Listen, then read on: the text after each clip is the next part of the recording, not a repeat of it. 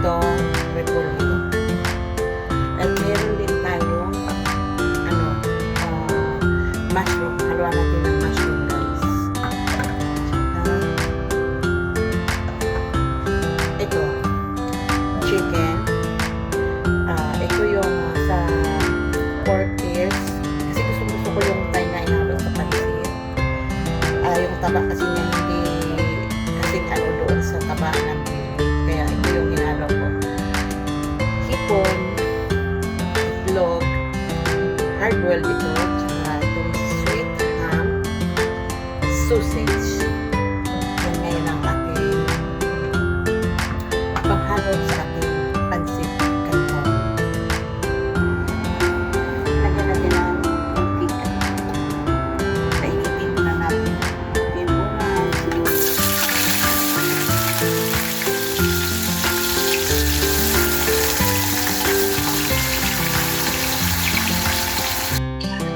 Sunod natin po ang bawang.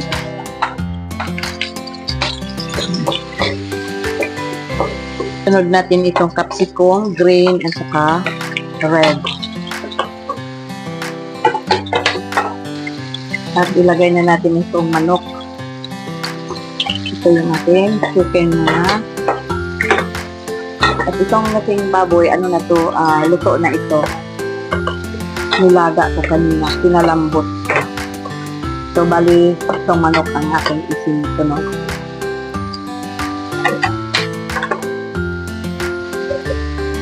And then, we'll add the pork.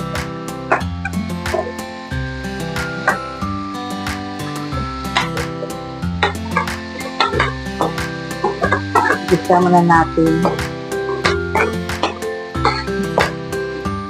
At, kunting pula-pula nitong mga karne, chicken at saka pork. Hayaan muna natin silang magisa ng maayos.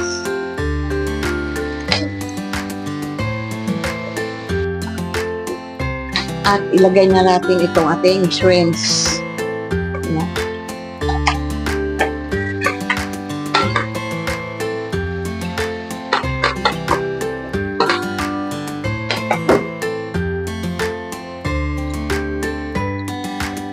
At hulog na rin itong sausage.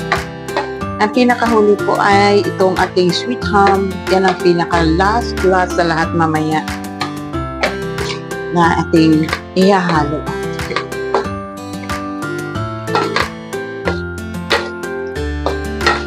Lagyan natin ng konting asin.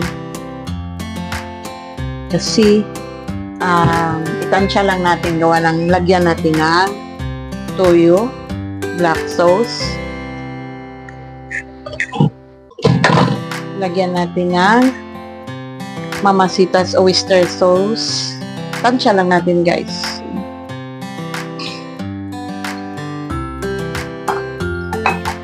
Saka itong ginisa mix.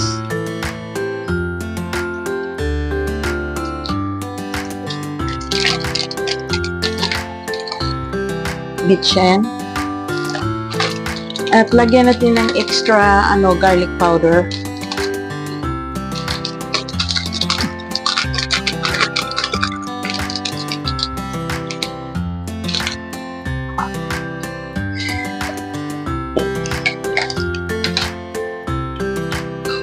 Black pepper.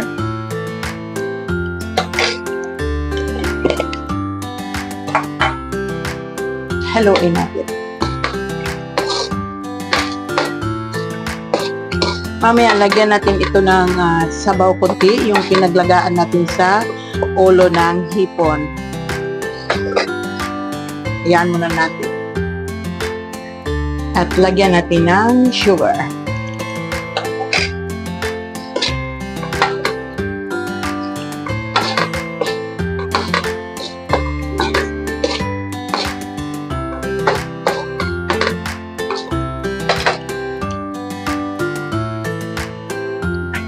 Halo na natin itong mushroom, guys.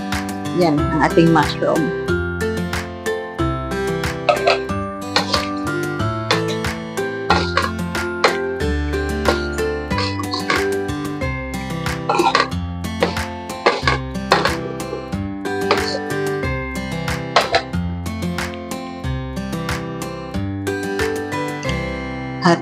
itong carrots saka sayuti. Ayan. Pagsamahin natin kasi pares lang din yan sila. Medyo matagal-tagal lumambot.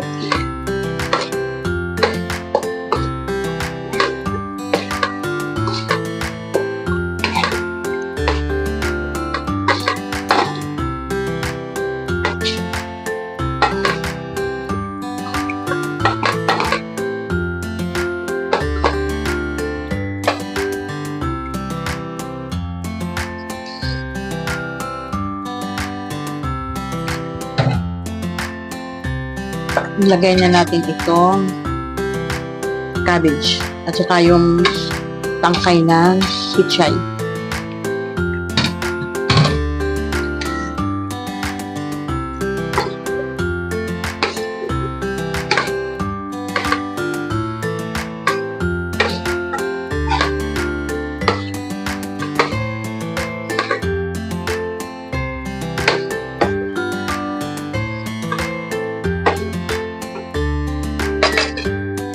Panin na natin muli upang madali maluto.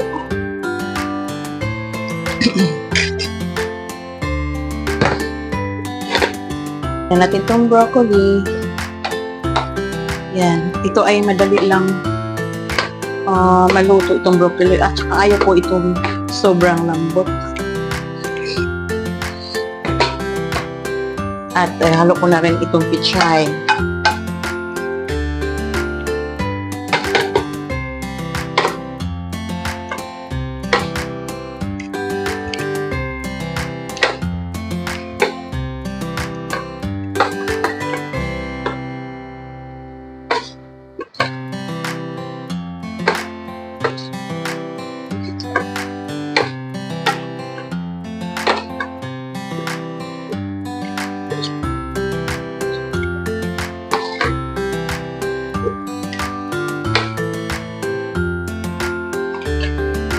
At ilagay na rin natin itong sweet hams.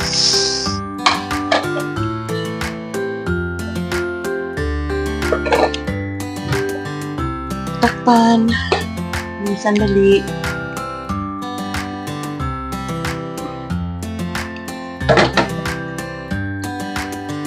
Lagay natin yung lagyan natin konting sabaw. Ito ay pinaglagaan ng ulo ng hipon. Ayan.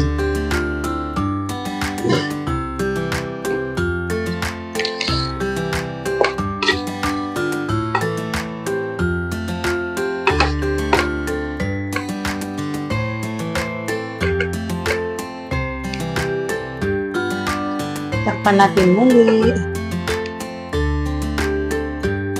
Ito guys, tinatirang sabaw sa pinaglagaan natin sa hipon. Nilagyan ko ng cornstarch para maging may konting lapot-lapot yung ating pansit canton.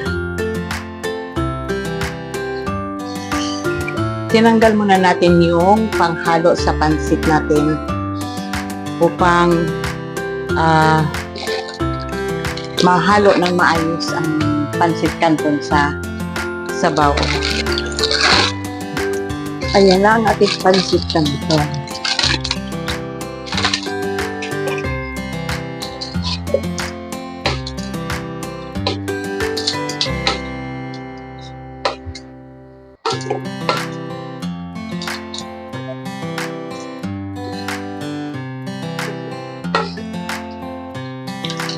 Bali, 2 balot ang nilagay natin pansit canton. Isang malaki at isa yung bali kalahati lang sa balot na ito.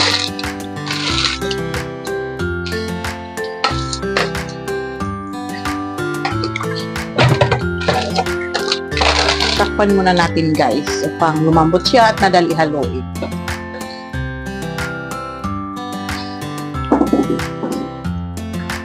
Haluin na natin guys.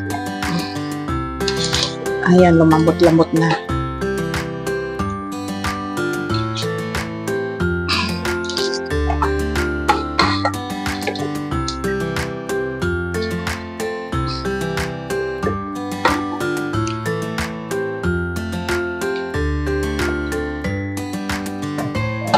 ilagay na natin itong mga rekado.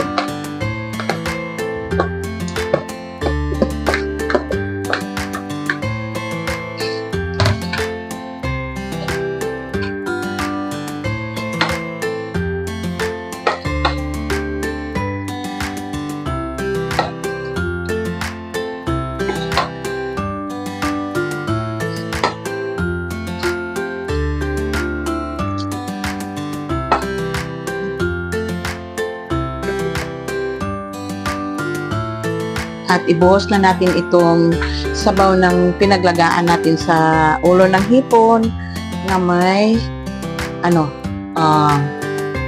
cornstarch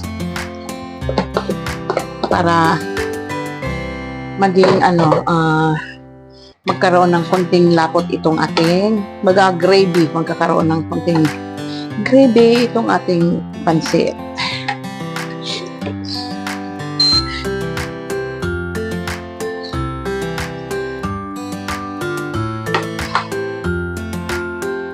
Haluin natin ng maigi upang magpantay yung ating mga panghalo sa ating pansit.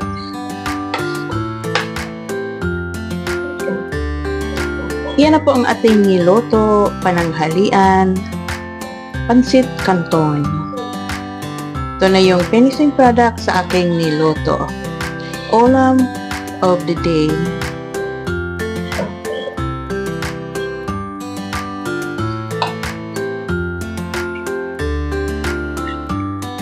Ayan na guys, ilagay na natin itong ating pang-toppings. Ayan.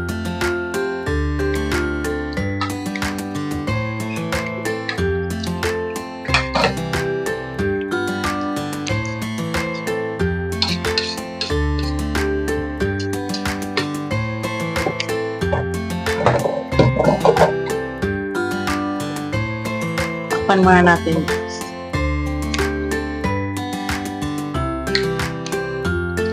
Muntik makalimutan guys itong ating itlog ng manok.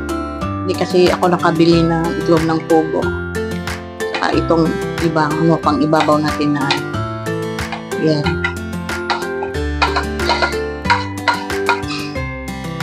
Yung ibang sangkotsa na bali toppings natin. Muntik ko nakalimutan guys. Taan muna natin ng sandali. Yan na po ang ating finishing product, pancit canton.